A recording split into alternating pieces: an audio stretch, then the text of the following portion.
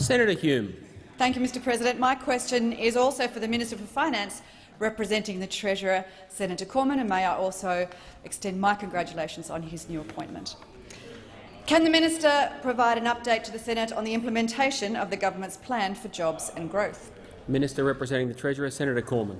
Thank you very much, Mr President. I thank Senator Hume for that very important question. Yes, I can. When we came into government in September 2013, the Australian economy was weakening, unemployment was rising, the budget position was rapidly deteriorating. And of course, today, economic growth in Australia is stronger than any of the G7 economies. Last year, in the 2017 calendar year, we had more than 400,000 new jobs created in the Australian economy. Of course, the news doesn't end there. In regional Australia over the last year, 120,000 jobs were created, outpacing growth in the working-age population by nearly 2 to 1. The participation rate is 0.9% higher than 12 months ago. The female participation rate is over 60%, an all-time high. Over the last 2 years, there are now 511,700 more Australians in jobs. And Senator Cameron doesn't like to listen to this positive economic news because he knows that if Labor was in government sometime in the future, all of that would be going back downhill because, of course, they would impose higher taxes and more red tape and be less sympathetic to open markets and free trade. And, of course, today we had the release of the ANZ Jobs Index, which showed that the job advertisements have increased by 6.2% in January to be 13.8% higher over the past year. So, Mr. President, it is very obvious that our plan for jobs and growth is working, but we haven't, of course, got a plan for jobs and growth from the Labor Party. All we get from the Labor Party is the politics of envy, higher taxes and, of course, more negativity. Business conditions sit at 13% up. This is well above the long-run average of +5. Business confidence showed a strong increase to be at +11 points and remains well above the long-run average. Capital expenditure expectations is at +9 points after a very strong result for November at +14 points. You see, these are all things. Australia's exports are up 6.4% compared to a year ago. Senator all things Cormann, that the Labor Party is not interested in, Mr. Time for the answer has expired. Order on my left. Senator Hume, supplementary question. Thank you, Mr President, and I thank the Minister for his answer.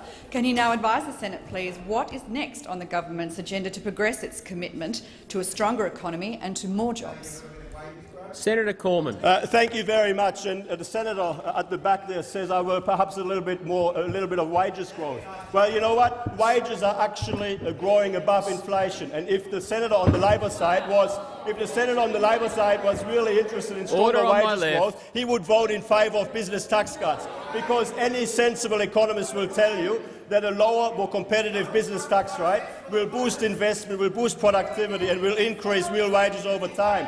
Don't take my word for it. That is what former Treasury Secretary Ken Henry used to say when Labor was in government, when Senator Wong was the Minister for Finance, and when she was out there campaigning for lower corporate tax rates. I've got a plethora of quotes from Senator Wong where she is singing the virtues of a lower, more competitive company tax rate. But of course, political opportunism and the politics of envy and the left-wing agenda from Bill Shorten, all designed to play into some sort of populist.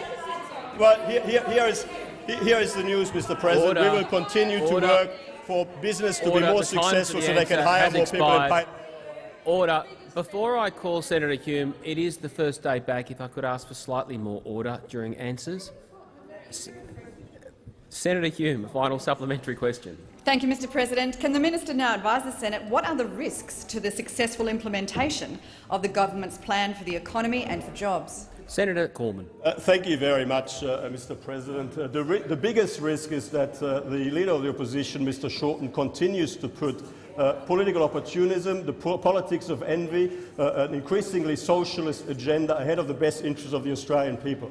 The Australian people need businesses across Australia to be as successful as possible, as profitable as possible, so they can hire more Australians and pay the better wages. Mr Shorten clearly doesn't understand that 9 out of 10 working Australians work for a private sector business, and by Mr Shorten standing in the way of their future success and their future profitability, he is essentially being a serious risk to our future economic growth and jobs. Now, we've got the United States reducing the corporate tax rate to 21%, the United Kingdom going down to 17%, even France talking about taking it down to 25%. If we don't ensure that our tax settings are internationally competitive, we are sending jobs and investment overseas.